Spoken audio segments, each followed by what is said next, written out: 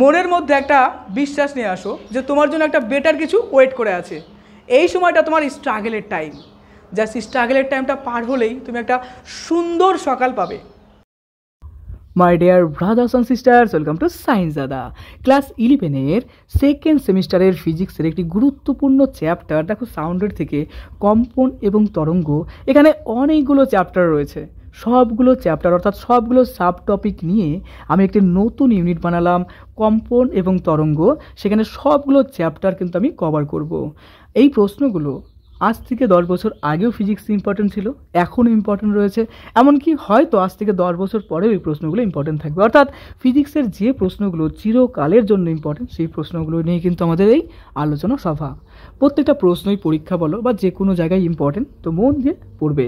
আর একটা বিষয় ক্লিয়ার করি, এখানে দেখো এখানে কিন্তু অনেকগুলো চ্যাপ্টার রয়েছে, সবগুলো সাব টপিক মিলেই কিন্তু আমি কম্পন এবং তরঙ্গ একটা নতুন করলাম, যার মধ্যে টোটাল তুমি কিন্তু পেয়ে যাবে সবগুলো চ্যাপ্টারের মিশ্রণ। চলে আসছে দেখো মোস্ট ইম্পর্টেন্ট প্রশ্ন নিয়ে আলোচনা। প্রথমত 2 মার্কসের কোশ্চিন। 1 নম্বর, সরল দোলগতি সম্পন্ন একটি কণার স্থিতিশক্তি, গতিশক্তি এবং মোট শক্তির রাশিমালা নির্ণয় করো। তো আমরা জানি যে স্থিতিশক্তি কী হয়, half of k x square হয়। তো এই হাফ অফ কে এক্স স্কোয়ারটাকে আমরা লিখতে পারি half of m omega square x square. এবার গতিশক্তি কী হয়, দেখো half of m v square. তো এই হাফ অফ এম ভি স্কোয়ারটাকে আমরা লিখতে পারি half of m a square omega square cos square omega t plus delta. এবং মোট শক্তি যেটা আছে সেটা কী হয়, half of m a square omega square, তাই না? নেক্সট, স্থানতরঙ্গ বৈশিষ্ট্যগুলি উল্লেখ করো। শব্দতরঙ্গ, অনুদৈর্ঘ্য না তির্যক আমাদের লিখতে হবে। দেখো স্থানতরঙ্গের বৈশিষ্ট্য তো যদি বলি, তাহলে এতে নিষ্পন্দ বিন্দু ও সুস্পন্দ বিন্দু থাকে, অর্থাৎ দুটো বিন্দুই কিন্তু থাকছে, একটা নিষ্পন্দ এবং একটা সুস্পন্দ। তারপর শক্তি সঞ্চারিত হয় না। 3 নম্বর লিখবো, বিস্তার নির্দিষ্ট থাকে এবং শব্দতরঙ্গ অনুদৈর্ঘ্য তরঙ্গ হয়। নেক্সট দেখো, শব্দ তরঙ্গ অনুদৈর্ঘ্য তরঙ্গ না তির্যক। দেখো আমরা লিখলাম শব্দ তরঙ্গ কী হয়, অনুদৈর্ঘ্য তরঙ্গ, অর্থাৎ অনুদৈর্ঘ্য তরঙ্গ কিন্তু এক্ষেত্রে শব্দ তরঙ্গ হচ্ছে। ওকে, এটা লাস্টে কিন্তু লিখে দিলাম আমরা। ওকে, তাহলে শব্দ তরঙ্গ কি, অনুদৈর্ঘ্য তরঙ্গ। চলে আসছে দেখো নেক্সট প্রশ্নে, দেখাও যে সরল দোলগতিযুক্ত একটি কণার ত্বরণের মান ও সরণের মানের অনুপাত সর্বদা অপরিবর্তিত থাকে। তো আমরা জানি যে সরল দোলগতি সম্পন্ন কণার যে সরল দোলগতির যে সমীকরণটা, ইকুয়েশনটা কী হয়, এক্স ইকুয়ালস আমরা লিখতে পারি এ into sine omega t plus delta. তো বেগ অর্থাৎ ভি কস লিখতে পারি ডিএক্স বাই ডিটি, তাহলে এ ওমেগা কস ওমেগা টি প্লাস ডেল্টা হয়। তো ত্বরণ এ কস আমরা লিখতে পারি ডিভি বাই ডিটি।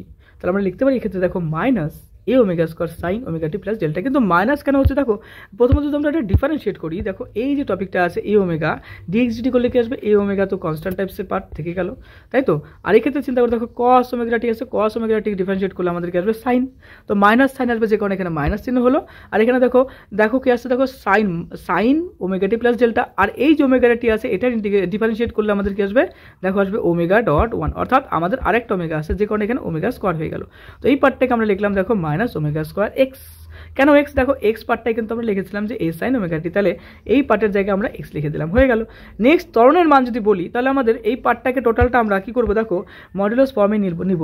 তো মডুলাস ফর্মে নিলে আমাদের এই মাইনাসটা প্লাস, তাই না? মডুলাস ফর্মে কী হয়, মাইনাস প্লাস সব একই চলে আসে, অর্থাৎ প্লাস ফর্মে, অর্থাৎ আমরা লিখতে পারি যে ত্বরণের মান ওমেগা এ, যেটা ইকুয়াল লিখতে পারি যে ওমেগা স্কোয়ার এক্স, যেটা হচ্ছে মডুলাস ফর্মে।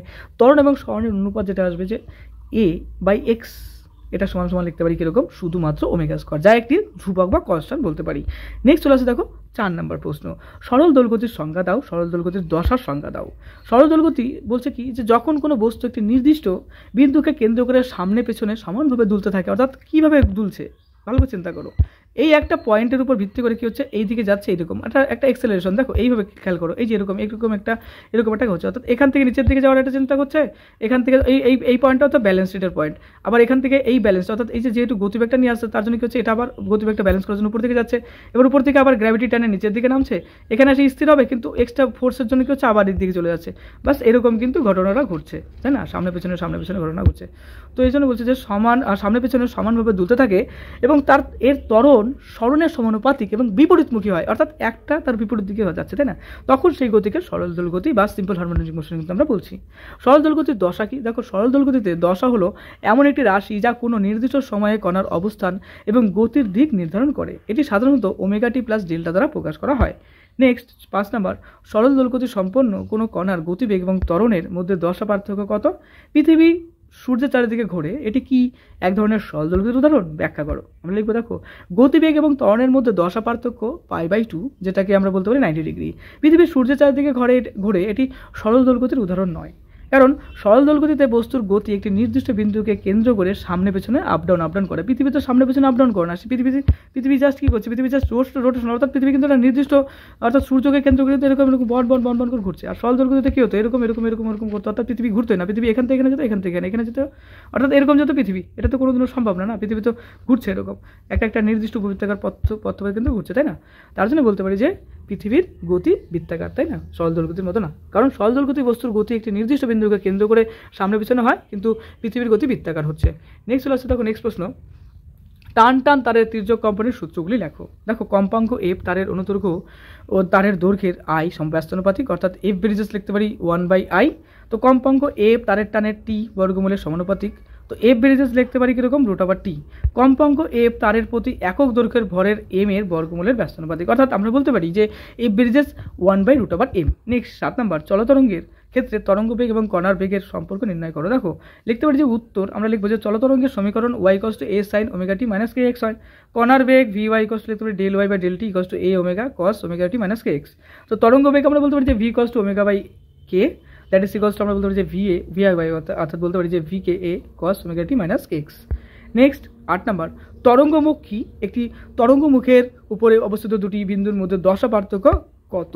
আমাদের লিখবো, দেখো তরঙ্গমুখ হচ্ছে কি, তরঙ্গ সঞ্চালনের সময় যে কল্পিত তলের উপর অবস্থিত সব কণার দশা একই থাকে তাকে তরঙ্গমুখ বলে। একটি তরঙ্গমুখের উপর অবস্থিত দুটি বিন্দুর মধ্যে দশা পার্থক্য 0 হচ্ছে। নেক্সট 9 নম্বর, যে কোনো সরল দোলগতিতেই পর্যাবৃত্ত গতি, কিন্তু সব পর্যাবৃত্ত গতি সরল দোলগতি নয়। ব্যাখ্যা করো। দেখো সরল দোলগতিতে একটি বস্তু একটি নির্দিষ্ট বিন্দুকে কেন্দ্র করে সামনে পেছনে কী হয়, সমানভাবে দুলতে থাকে। এর একটি নির্দিষ্ট পর্যায়কাল থাকে, তাই এটি পর্যাবৃত্ত গতি। কিন্তু পর্যাবৃত্ত গতিতে বস্তুর গতি সরলরৈখিক নাও হতে পারে। উদাহরণস্বরূপ বলতে পারি বৃত্তাকার গতি একটি পর্যাবৃত্ত গতি, কিন্তু এটি সরল দোলগতি নয়। নেক্সট 10 নম্বর, দেখাও যে একটি দুমুখ খোলা নলে মূল সুরের কম্পাঙ্ক সমদৈর্ঘ্যের একমুখ খোলা নলের মূল সুরের কম্পাঙ্কের দ্বিগুণ হচ্ছে। তো আমরা দেখো লিখবো যে দুমুখ খোলা নলের মূল সুরের কম্পাঙ্ক f1 আমরা দিলাম যে v/12। একমুখ খোলা নলের মূল সুরের কম্পাঙ্ক f2 কি হবে, v/4l হবে। তাহলে এই দুটোকে কম্প্যারিজনের মধ্যে যদি আনি, অর্থাৎ আমরা যদি এই দুটোকে কম্প্যারিজনের মধ্যে আসি ইকুইলিব্রিয়াম ফর্মে, দেখো এই দুটোকে আমরা যদি আনি তাহলে আমাদের f1 কি হচ্ছে, 2f2 হচ্ছে।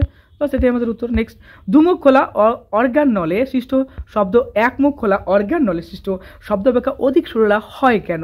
লিখবো, দেখো দুমুখ খোলা অর্গান নলে সব সমমেল উৎপন্ন হয়, কিন্তু একমুখ খোলা অর্গান নলে শুধুমাত্র বিজোড় সমমেল উৎপন্ন হয়।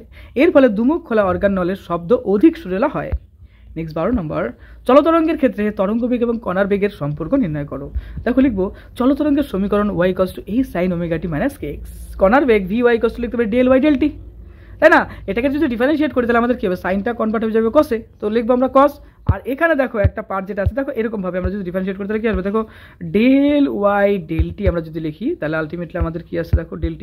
তাহলে আমাদের দেখো এ তো থাকছেই, এই সাইনটা কসে কনভার্ট হচ্ছে, তাই না? আর এই যে দেখো ওমেগা যেটা আছে ωt, এখান থেকে ωt থেকে শুধুমাত্র একটা কী বেরোচ্ছে, দেখো ω.t এর জন্য 1, তাহলে একটা ওমেগা আমাদের বেরিয়ে যাচ্ছে যেটা এখানে রিপ্লেস হচ্ছে। তো এই পার্টটা কিন্তু এখানে লেখা হলো, অর্থাৎ a ω cos ωt - kx। তো আমরা এখানে লিখতে পারি, দেখো v লিখবো কি আমরা, দেখো লিখবো যে ω/k। ওকে, তো vy লিখতে পারি যে vk a cos ωt - kx। Bus calculation করো, আউটপুট করো, বাস হয়ে গেল বিষয়টা। এবার চলে আসছে দেখো নেক্সট প্রশ্নতে, প্রান্তিক ত্রুটি কাকে বলে? শক্তি সংরক্ষণ নীতি দুটি শব্দ তরঙ্গের উপরিপাতের ফলে সর্বদা প্রযোজ্য হয় কি? দেখো আমরা লিখবো প্রান্তিক ত্রুটি কোনো যন্ত্রের স্কেলের শেষ প্রান্তে যে ত্রুটি থাকে, তার মানে কোনো একটা যন্ত্র নিলাম, সেই স্কেলের শেষ প্রান্তে হচ্ছে একদম লাস্ট পয়েন্টে যে ত্রুটি থাকছে তাকে তার প্রান্তিক ত্রুটি বলবো। শক্তি সংরক্ষণ নীতি দুটি শব্দ তরঙ্গের উপরিপাতের ক্ষেত্রে প্রযোজ্য নাও হতে পারে, কারণ ব্যতিচারের সময় শক্তি কি হচ্ছে, পুনরায় বন্টিত হচ্ছে, তাই না? নেক্সট চলে আসছে দেখো 14 নম্বর, তরঙ্গের ব্যতিচার কি? টান করা তারে তির্যক কম্পনের ফলে কীভাবে স্থান তরঙ্গ উৎপত্তি হয়? তো লিখবো, দেখো তরঙ্গের ব্যতিচার যখন দুটি তরঙ্গ একই মাধ্যমে একই দিকে অগ্রসরে মিলিত হয়, একই দিকে অগ্রসর হয়ে আমরা কী করছি, একটা জায়গায় মিলিত হচ্ছে, তখন তাদের উপরিপথের ফলে লব্ধি তরঙ্গের বিস্তারের পরিবর্তন ঘটছে, তাই না? এই ঘটনাকে তরঙ্গের ব্যতিচার বলতে পারি। টান করা তারে তির্যক কম্পনের ফলে অগ্রগামী এবং প্রতিফলিত তরঙ্গের উপরিপথের মাধ্যমে স্থান তরঙ্গের উৎপত্তি হচ্ছে। চলে আসছে নেক্সট প্রশ্ন 3 এবং 5 নম্বরের যে প্রশ্নগুলো ইম্পর্টেন্ট। দেখো স্বরকম্প কাকে বলে? লেখচিত্রের সাহায্যে স্বরকম্পের উৎপত্তি ব্যাখ্যা করো। স্বরকম্পের সাহায্যে কীভাবে অজানা কম্পাঙ্ক নির্ণয় করা যায়? লিখবো দেখো, যখন দুটি প্রায় সমান কম্পাঙ্কের শব্দ তরঙ্গ মিলিত হয় তখন লব্ধি শব্দের তীব্রতার পর্যায়ক্রমিক হ্রাস বৃদ্ধি ঘটে। অর্থাৎ এই যে দেখো তীব্রতা যেটা আছে কখনো বাড়ছে কখনো কমছে, অর্থাৎ হ্রাস বৃদ্ধি ঘটছে, এই ঘটনাকে আমরা বলবো স্বরকম্প। লঘুচিত্র দেখো, দুটি প্রায় সমান কম্পাঙ্কের তরঙ্গকে একটি লঘুচিত্র আঁকলে দেখা যাবে যে তাদের মিলিত বিস্তারের পর্যায়ক্রমিক পরিবর্তন, অর্থাৎ যেখানে মিলিত হচ্ছে সেটা কি মাঝে মাঝে তার পর্যায়ক্রমিক কি হচ্ছে, চেঞ্জ হচ্ছে, অর্থাৎ পরিবর্তন ঘটছে। নেক্সট, অজানা কম্পাঙ্ক নির্ণয়। একটি জানা কম্পাঙ্কের সুরশলাকার সঙ্গে অজানা কম্পাঙ্কের সুরশলাকার বাজালে প্রতি সেকেন্ডে যতগুলো স্বরকম্প শোনা যাবে, অর্থাৎ প্রতি সেকেন্ডে কতগুলো স্বরকম্প শোনা যাচ্ছে, তা থেকে অজানা কম্পাঙ্ক, অর্থাৎ জানা কম্পাঙ্কের ক্ষেত্রে আমরা একটা জানতে পারছি কতগুলো উৎপন্ন হচ্ছে, তার উপর ভিত্তি করে কিন্তু অজানা কম্পাঙ্ক আমরা নির্ণয় করতে পারবো। নেক্সট দেখো 2 নম্বর, দেখাও যে x = a sin omega t plus b cos omega t সমীকরণটি একটি সরল দোলগতিকে প্রকাশ করে। আমরা লিখবো দেখো x = a sin omega t plus b cos omega t। তো x লিখবো দেখো √a² plus b স্কয়ার, তারপরে কি লিখবো দেখো a √a² b square sin omega t plus b √a² b square plus cos omega t। তাহলে পরে এখানে লক্ষ্য করো যে a/√a² b স্কয়ার কি লিখতে পারি দেখো cos delta plus b √a² b square sin delta পেলাম। তাহলে পরে x দেখো পেলাম √a² b স্কয়ার ইনটু লিখবো দেখো cos delta cos sin omega t plus sin delta cos omega t। Just এই যে ফর্মুলাগুলো ভেঙে দিলাম, আর কিছু না। এখানে দেখো x এর মানটা পাবো দেখো √a² b square sin omega t plus delta. তুমি অবশ্যই ভেঙে খাতাতে করো। এটা একটা সরল দোলগতির সমীকরণ যেখানে বিস্তার দেখো √a² প্লাস b স্কয়ার এবং দশা হচ্ছে ওমেগা টি প্লাস ডেল্টা।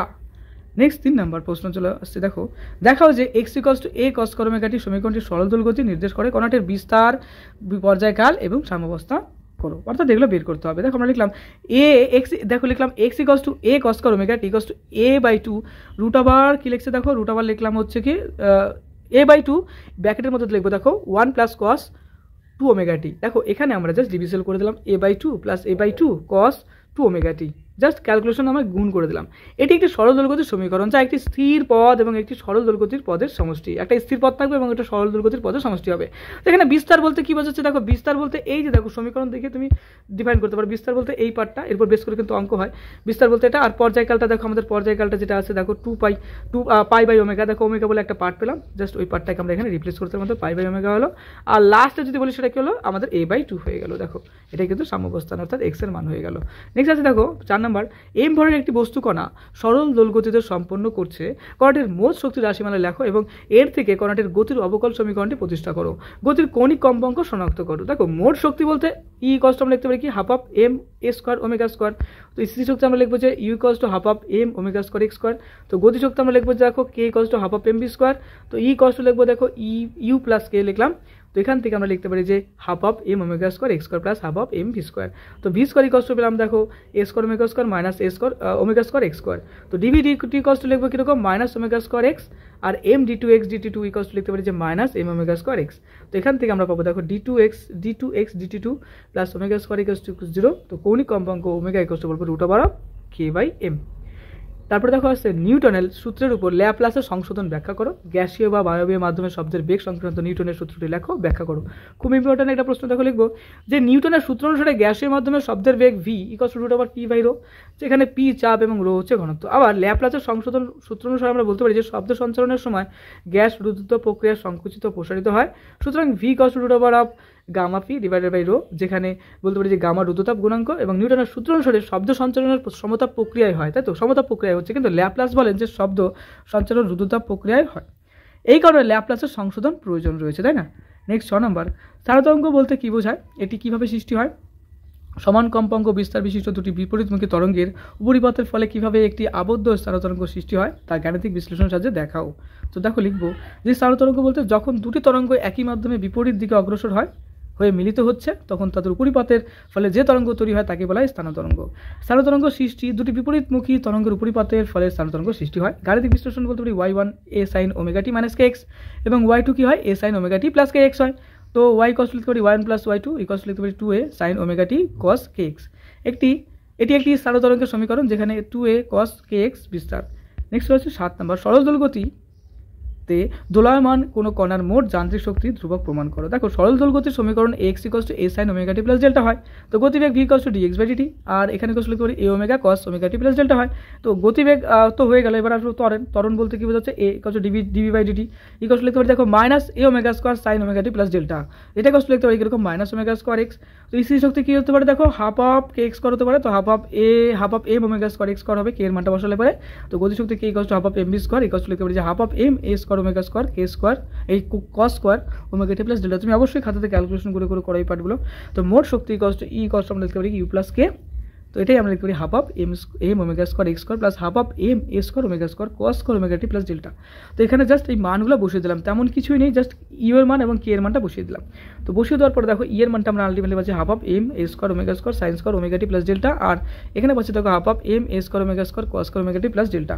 তো এখান থেকে দেখো ই এর মান পাচ্ছি half of m a square omega square sine square omega t plus delta আর cos square omega t plus delta পাচ্ছি। তো টোটালটা মিলালে পর আমরা কি পাচ্ছি দেখো half of m a square omega square. যেহেতু এ এম এবং ওমেগা ধ্রুবক, তাই মোট শক্তি ই হবে কি ধ্রুবক।